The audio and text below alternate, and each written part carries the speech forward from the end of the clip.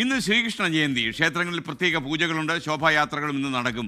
സംസ്ഥാനത്ത് ഉടനീളം നടക്കുന്ന ശോഭായാത്രകളിൽ പീലിത്തിരുമുടിയും ഓടക്കുഴലുമായി പുഞ്ചിരി തൂകി നിൽക്കുന്ന ഉണ്ണിക്കണ്ണന്മാരുണ്ടാകും നമുക്കൊപ്പം. ഗുരുവായൂരിൽ നിന്ന് വിഷ്ണു സുരേഷ് തത്സമയം ചേരുന്നു. Vishnu, good morning. ഗുരുവായൂരിൽ എങ്ങനെയാണ് ആഘോഷ പരിപാടികൾ?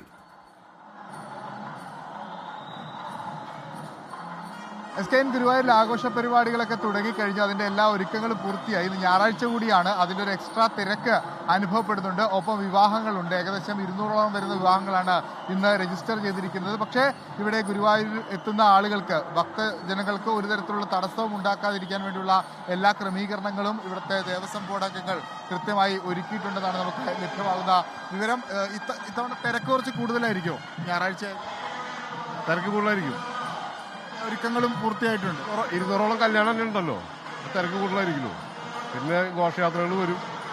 രാഷ്ട്രപരമണി ആയതുകൊണ്ട്, ഇത് അവധി ആയതുകൊണ്ട് കൂടുതൽ ആൾക്കാർ വരും. മൊത്തത്തിൽ ഗുരുവായൂർ ഇന്ന് തിരക്ക് തന്നെയായിരിക്കും.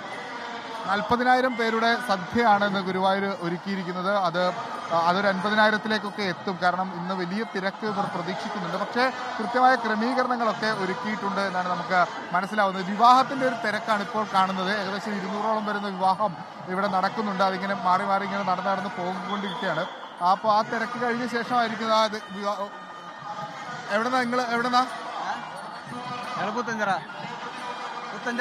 ഇവിടെ വെച്ച് തന്നെ വിവാഹം ചെയ്യണമെന്നങ്ങനെ എന്തെങ്കിലും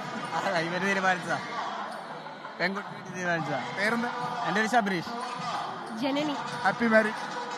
താങ്ക് യു. അങ്ങനെ ഇവരെ പോലെ ഒരുപാട് കപ്പിൾസ് ഇവിടെ ഇങ്ങനെ വന്നുകൊണ്ടിരിക്കുക, പുതിയ ജീവിതത്തിലേക്ക് കടക്കുന്ന ആളുകളുണ്ട്.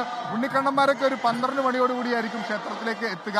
മമ്മിയൂരിൽ നിന്ന് ആചാരപ്രകാരം ബാലഗോകുലം യാത്ര ആരംഭിക്കും. അതിനുശേഷം ആ വഴികളിൽ ഉടനീളം ഇങ്ങനെ ഉറികൾ കെട്ടിത്തൂക്കിയിട്ടുണ്ട്. ആ ഉറികൾ അടിച്ച് പൊട്ടിച്ചായിരിക്കും ഉണ്ണിക്കണ്ണന്മാർ ക്ഷേത്രത്തിലേക്ക് എത്തുക. അതിനുശേഷം ഇവിടെ ആചാര ചടങ്ങുകളൊക്കെ ഉണ്ട്. എന്തായാലും വലിയ തിരക്ക് അനുഭവപ്പെടുന്നു. അത് ദൃശ്യമനോഹരമായ തിരക്കാണ്. കുറച്ചും കൂടി കഴിഞ്ഞാൽ അലങ്കൃതമായ വേഷങ്ങളൊക്കെ അണിഞ്ഞ് ഈ കുഞ്ഞു മക്കളൊക്കെ വരുന്ന കാഴ്ച കാണാൻ ഭയങ്കര സന്തോഷം നിറഞ്ഞ കാഴ്ചയാണത്.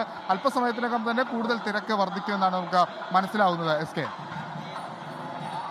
Thank you. ലോകത്തെവിടെയായാലും ഏത് സമയത്തും 24 വാർത്തകളും ഓഗ്മെന്റഡ് റിയാലിറ്റി പാക്കേജുകളും എക്സ്പ്ലെയിനറുകളും വിശദമായി കാണാൻ ഞങ്ങളുടെ യൂട്യൂബ് ചാനൽ നിങ്ങൾക്ക് സബ്സ്ക്രൈബ് ചെയ്യാം.